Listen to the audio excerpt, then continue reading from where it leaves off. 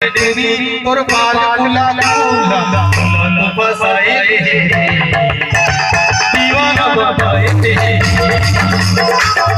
बसाए दीवाना बसाए और बाल फूला फूला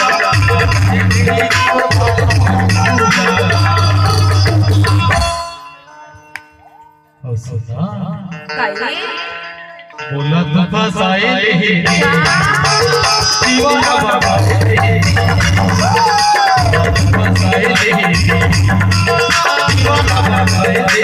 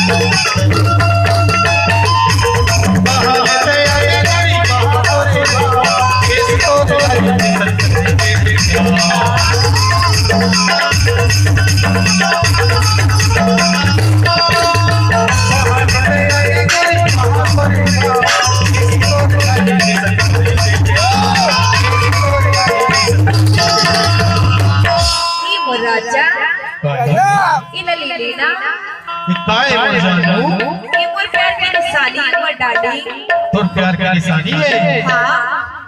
गुलाब पकड़ाए देसी दीवाना बसाए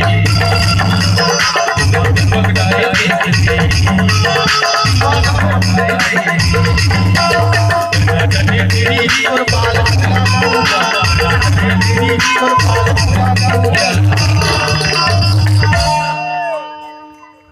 और सुना का बोला तो फसाए दीवाना बसाए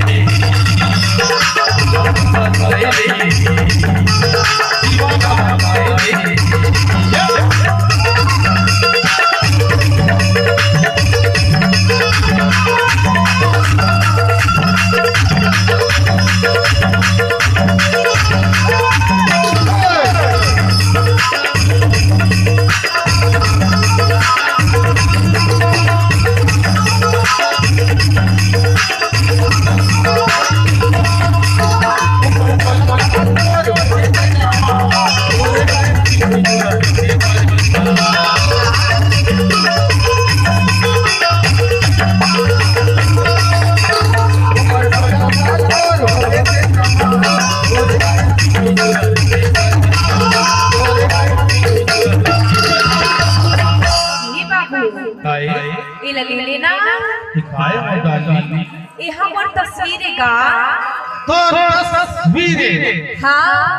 सही बोला तस्वीर ले लेना मैं तोर तस्वीर ला मोबाइल खींच के रखे हो रे।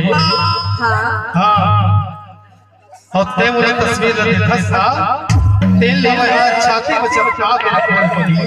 अच्छा एकरे से तो देखो तस्वीर तो पकड़ाए देसी दीवाना बसाए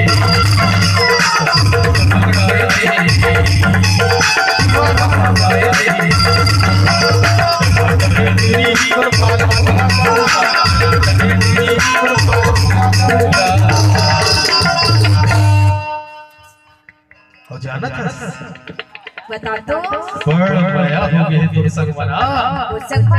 हां कत्ता माया हो गई का भारी माया हो गई है एक से नहीं होगा का था अभी चर्चा जब का बिहार होते ना। हां तते बड़ चर्चा खस बड़ चर्चा खस सीका एकरे से मोर भीतरी डहर डगर मगर हुआ ऐसे और एकरे से के धोखा जाता का था कि तेरी चमके